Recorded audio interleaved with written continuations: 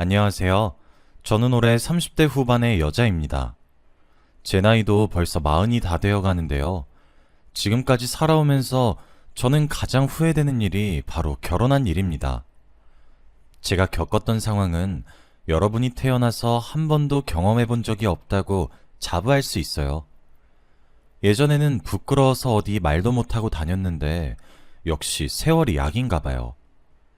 지금은 여러분들 앞에서 저의 이야기를 말할 수 있을 정도로 훌훌 털어버렸고 새 인생을 살아가고 있습니다. 다들 저희 이야기를 들으시고 결혼 잘하시길 바랄게요. 저는 남편과 시작은 좋았어요. 둘 다 안정적인 직장에 모아둔 돈도 꽤 있었고 시어머니도 좋은 분이셨습니다. 결혼 적령기에 모두의 축하를 받으며 신혼생활도 마음껏 즐겼죠. 그러다가 아이가 생겼고 저희는 아이를 가지고 싶었기에 당연히 행복했습니다. 시댁 식구들은 제가 뭘 먹고 싶든 말만 하라고 했고 언제 어디서든 구해다 줬어요. 그만큼 저와 아기에게 헌신적이었고 제 임신을 그 누구보다 기뻐하셨습니다. 그런데 시어머니가 딱 하나 저에게 바라시는 게 있었어요. 다들 그렇듯 시댁 식구들의 며느리에게 바라는 건 다 똑같잖아요? 그건 바로 아들이었습니다. 시어머니는 저에게 김씨 가문이 이어져야 한다며 아들을 강요하셨어요. 임신하는 동안 많은 점집도 다녔고 약도 먹고 부적도 쓰면서 아들을 바라셨습니다. 저는 어떤 성별이든 상관이 없었지만 아들도 좋았기에 시어머니의 부름에도 잘 나갔죠. 그런데 시어머니는 손주의 성별에 수백만 원씩 쓰셨음에도 불구하고 제 뱃속의 아이는 딸이었어요. 제가 잘못한 것도 아닌데 왠지 제가 피해자가 된 기분이었습니다. 시어머니는 병원에서 성별을 아시자마자 한숨을 쉬시며 곧바로 둘째를 낳자고 하셨죠. 아직 배도 부르지 않았는데 벌써 둘째라뇨? 의사 선생님도 기겁하셨습니다. 그리고 제가 다른 산모들에 비해서 자궁이 약하다 보니 둘째 임신은 힘들다고 하셨어요. 그럼에도 불구하고 시어머니는 뜻을 굽히지 않으셨고 결혼 후 처음으로 시어머니가 제게 언성을 높이셨습니다.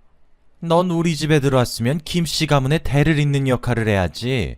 어떻게 애가 양심이 없니? 딸은 대충 낳고 둘째 임신할 걱정이나 하렴. 이 말을 한 뒤 시어머니는 딸이 세상에 나올 때까지 단 한 번도 저를 보러 오지 않았습니다. 출산한 날 손녀딸도 보러 오지 않으셨죠. 그만큼 손자를 가지길 간절히 원하셨지만 저는 둘째를 낳을 생각이 전혀 없었어요. 딸로도 충분했고 육아가 한 명으로도 힘든데 둘이나 낳으면 얼마나 힘들겠습니까? 그래서 시어머니께 결국 제 뜻을 밝혔어요.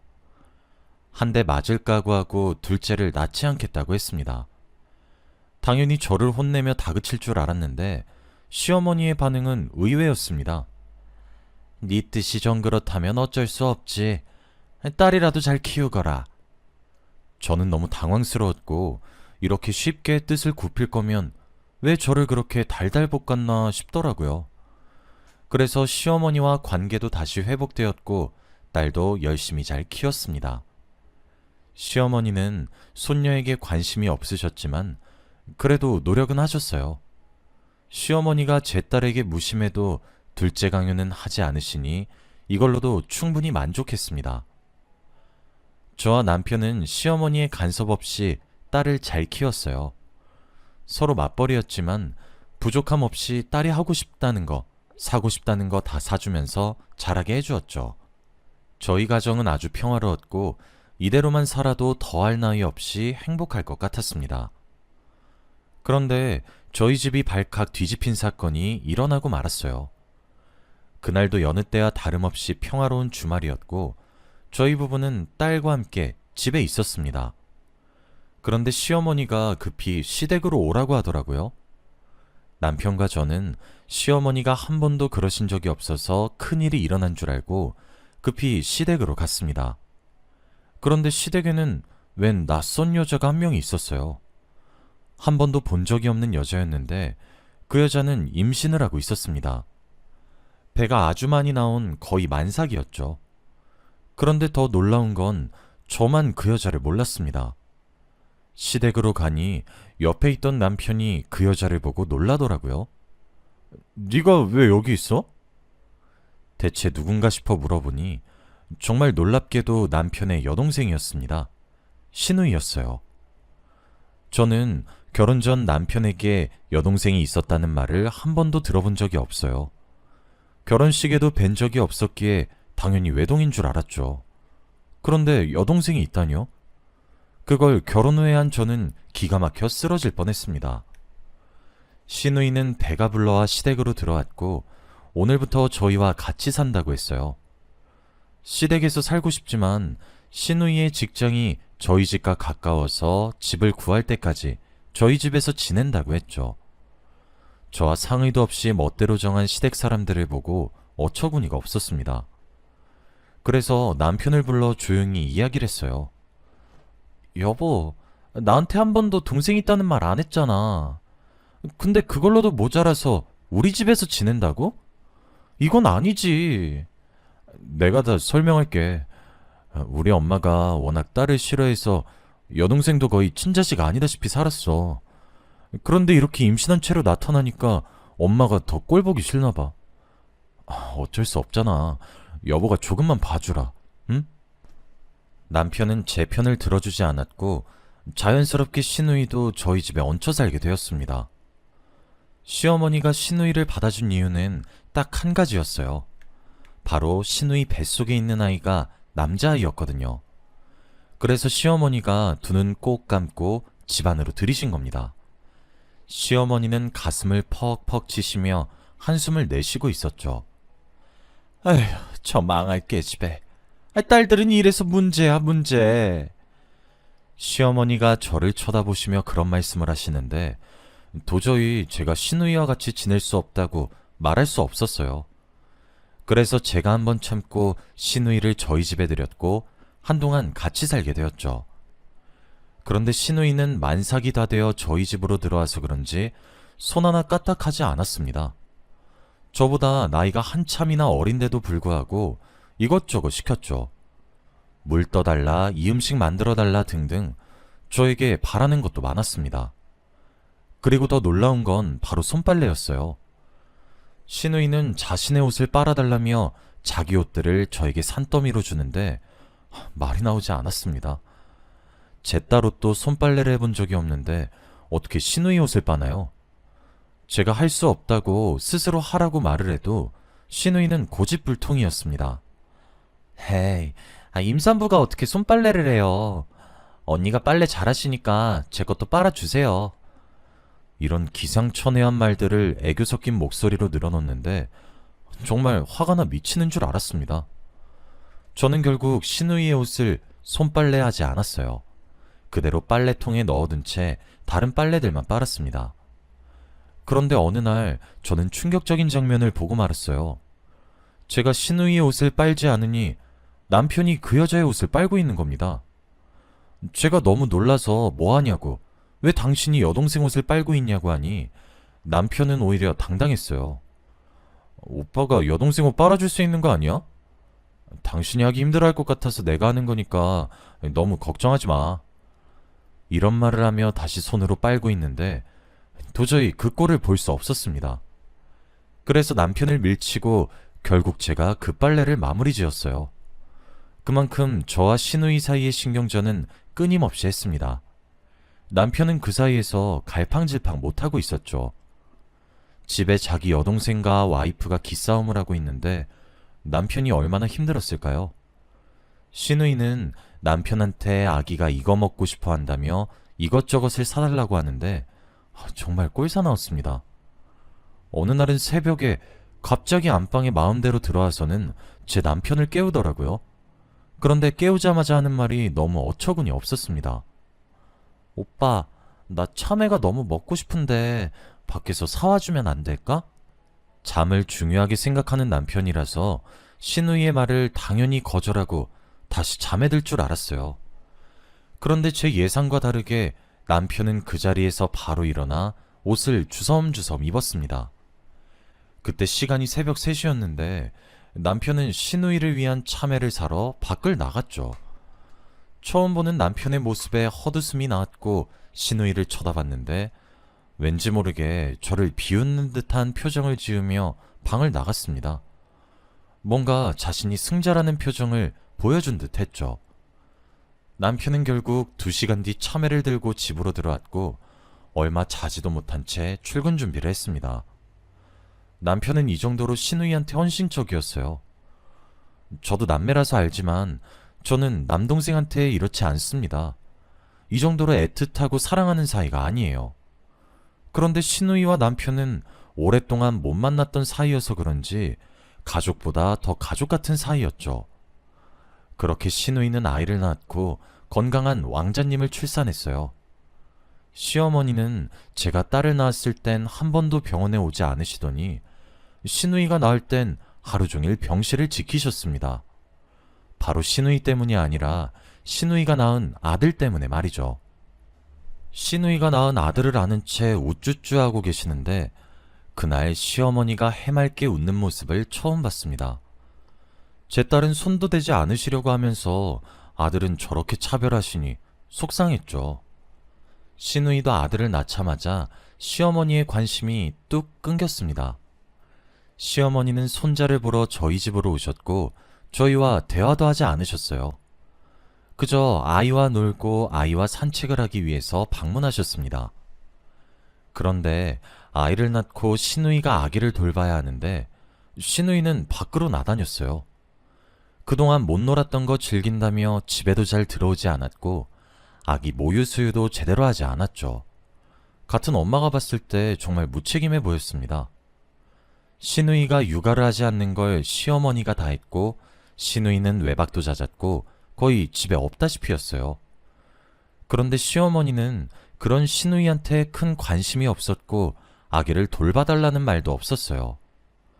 시어머니가 매일 저희 집에 오시는 게 아니니까 시어머니가 안 계시는 날이면 제가 육아를 해야 했어요. 제 딸로도 벅찬데 시누이의 아들까지 제가 돌봐야 했죠. 한 번에 2아이를 돌보는 건 너무 힘들었습니다. 제가 월차를 내면서까지 아이를 돌봤는데 아무런 도움도 없으니 도저히 못할 짓이더라고요. 그래서 시누이한테 참고 참다가 한마디 했습니다. 제발 엄마로서의 도리를 하라고 말이죠. 그런데 제가 이 말을 해도 시누이가 듣겠나요? 여전히 친구들이랑 클럽 가고 술 마시면서 철없이 놀았습니다. 아기가 오히려 시누이 손길보다 제 손길에 더 익숙해졌죠. 그런 모습을 보면 얼마나 마음이 아픈지 모릅니다. 시누이는 남자친구가 생긴 것 같았고 그로 인해 집에 더 자주 들어오지 않았어요. 남편이 그래도 퇴근 후 육아를 잘 도와줘서 그나마 다행이었습니다. 그래서 남편한테 시누이 욕도 하고 화풀이도 할 수 있어서 버틸 수 있었죠. 남편은 제 딸보다 더 자기 자식처럼 시누이의 아들을 돌봤어요. 원래 아기를 잘 돌보는 사람인데 저렇게 진심을 다해서 아이를 돌보니 신기했습니다. 솔직히 자기 딸을 더 정성껏 돌보지 않나요? 그런데 남편은 자신의 조카를 자기가 돌봤고 딸은 자연스레 제가 돌보게 했습니다. 한 집에서 저희는 다른 아이를 담당했고 막상 시누이는 자기 아들한테 관심이 없었어요. 저는 아이를 돌보면서 남편한테 한풀이를 하듯 말했습니다. 여보, 아가씨 남자친구 생기신 것 같더라. 그래도 이건 좀 아니지 않아? 자기 아들 우리한테 당연하게 맡기고 밖에서 놀러 다니는 거. 나 이제 그만 돌보고 싶어. 내 아이가 아니라서 정도 안 가고. 내가 잘 말해볼게. 근데 그래도 가족이니까 내 조카한테 정 좀 붙여봐. 같이 있으면서 모성애가 조금은 느껴지지 않아? 남편은 시누이의 자식한테 모성애가 느껴지지 않냐는 이상한 말을 했고 그 당시에 저는 그게 무슨 말인지 이해가 되지 않았습니다. 이게 하루 이틀이 아니라 한 달, 2달이 되니까 저도 참을 수 없었어요. 내가 왜 이 아이의 엄마 역할을 하고 있는 건지 도무지 이해가 되지 않았고 상황이 더 악화되기 전에 시누이를 얼른 저희 집에서 내쫓아야겠다고 생각했죠. 시누이가 오면 바로 짐을 챙겨 자신의 아들과 나가게 하려고 시누이 아들 관련 물건들을 짐가방에 챙기고 있었습니다. 장난감이랑 분유, 기저귀 등등 이것저것을 챙긴다고 집을 샅샅이 뒤졌죠.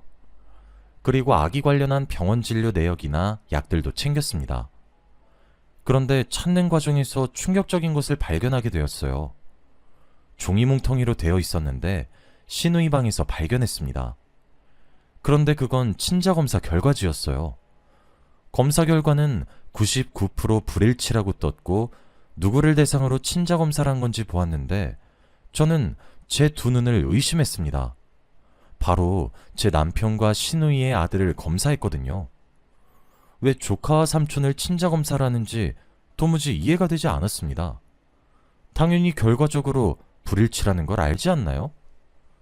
솔직히 이 상황이 납득이 안 갔고 시누이가 검사 결과지를 이렇게 꽁꽁 숨겨두었는지 이해가 되지 않았죠.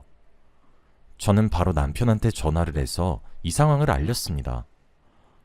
여보, 내가 시누이 방 보다가 발견했는데 여기 친자검사 결과지가 있거든? 근데 검사 대상이 당신이랑 시누이 아들이야. 이거 어떻게 된 거야? 그 순간 남편은 말이 심하게 빨라졌고 아무것도 하지 말고 저보고 가만히 있으라고 했어요. 원래 남편이 거짓말을 하면 말이 빨라지는데 그 모습을 보고 무언가 저만 모르는 비밀이 있다고 생각했죠. 도저히 생각을 해보려고 해도 제 머릿속에서는 감당이 되지 않았고 누군가에게 이야기를 들어야 할 것 같았어요. 그리고 얼마 지나지 않아 남편이 들어왔는데 시누이와 시어머니가 같이 왔습니다. 셋은 숨을 헐떡이며 제 앞에 섰고 제 손에 든 결과지를 뺏어 들었죠. 그런데 시누이가 제 종이를 뺏자마자 갑자기 찢어버렸습니다. 너무 놀라서 그걸 왜 찢냐고 물으니 아무도 대답하지 않았죠. 아가씨, 이거 왜 검사하신 거예요? 당연히 제 남편이랑 아가씨 아들이랑 친자검사하면 불일치하는 거 당연하잖아요. 99% 불일치라고 쓰여져 있던데요? 그런데 제가 이 말을 내뱉자마자 시누이의 얼굴이 창백해졌어요. 그리고 남편과 시어머니는 굉장히 놀라했습니다. 뭐? 불일치라고? 저는 이게 대체 무슨 상황인지 납득이 되지 않았어요. 그 순간 시누이는 냅다 무릎을 꿇었고 시누이와 남편에게 싹싹 빌기 시작했습니다. 어머니, 제가 다 잘못했어요. 제가 잠시 미쳤었나 봐요. 시누이가 갑자기 왜 시어머니한테 어머니라고 하는지 상황이 이해가 되지 않았는데 그 순간 시어머니가 시누이의 뺨을 내리쳤습니다. 손자 임신했다고 해서 며느리까지 속여가며 널 들였는데 뭐? 우리 아들의 친자식이 아니야? 남의 남자 사이에서 만든 애를 데리고 와서 우리 아들의 자식이라고 우겨? 너 진짜? 시어머니의 말을 듣고 저는 머릿속이 새하얘졌습니다. 시어머니의 말에 의하면 시누이가 아니란 소리잖아요. 그럼 그 여잔 대체 누구길래 제 남편의 아이를 가졌다고 했던 걸까요? 그런데 그 순간 시누이는 충격적인 말을 했습니다. 죄송해요. 이 사람이랑 이혼하고 바로 임신인 걸 알아서 당연히 저는 이 남자인 줄 알았어요. 제가 잘못했어요. 이혼이라뇨? 제 남편과 이혼이라뇨? 정말 말도 나오지 않았고 숨이 턱턱 막혔습니다. 이 사람들의 말에 의하면 제가 알던 시누이는 시누이가 아니라 바로 남편의 전처라는 이야기잖아요. 남편이 이혼을 한 적이 있는 사람인 것도 몰랐는데 말이죠. 그리고 저는 그것도 모르고 남편 전처의 아이를 돌봤던 겁니다. 바보같이 말이죠. 이때까지 시누이가 아니라 남편의 전처와 한 지붕 아래 같이 살았습니다. 어떻게 이런 일이 저에게 일어날 수 있나요? 무슨 영화 같지 않나요? 미리 남편과 남편의 전처 그리고 시어머니는 셋이서 말을 맞추고 저한테 연기를 한 거였습니다. 남편의 전처는 만삭이 된 채로 시어머니를 찾아가 그렇게 바라던 손자를 임신했으니 책임지라고 했고 아들을 임신했다는 말에 거절할 수 없었던 시어머니는 저에게 시누이라고 속이면서 전처와 같이 지내게 했죠. 저는 그 순간 속이 미칠 듯이 쓰렸고 화장실로 가서 속을 다 개어냈어요. 그리고 머릿속이 어지러웠습니다. 제가 그럼 지금까지 그들의 시나리오에 놀아난 거잖아요. 저를 가지고 놀면서 이용한 거였습니다. 남편은 화장실 문을 쾅쾅 두드리며 제발 이야기 좀 하자고 했고 저는 화장실 문을 열고 나갔어요. 그런데 나가자마자 제 앞엔 남편과 시어머니가 무릎을 꿇고 싹싹 빌고 있었습니다.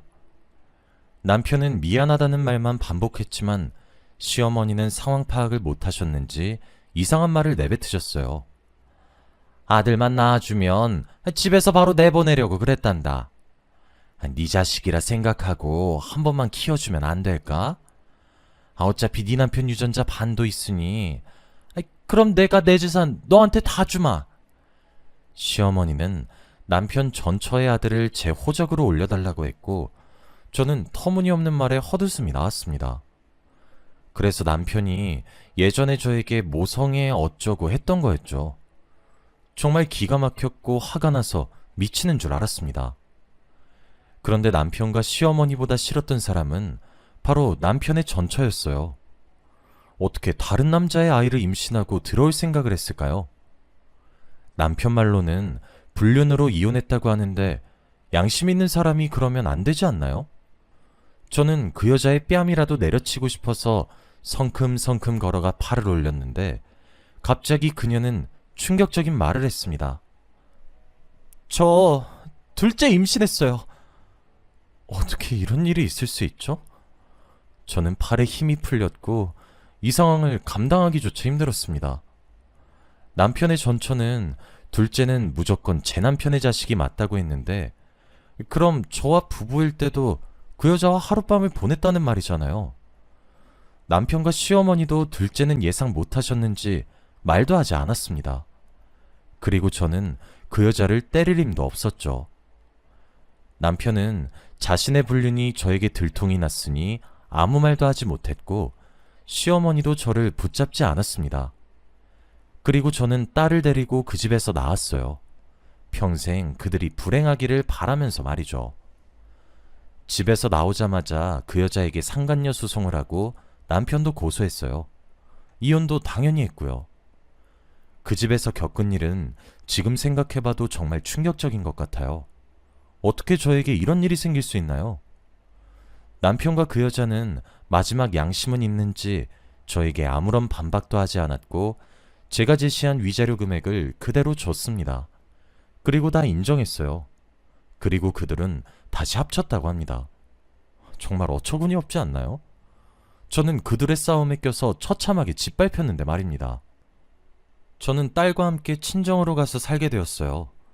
다시 일도 시작했고 그들과 단 한 통의 연락도 하지 않았습니다.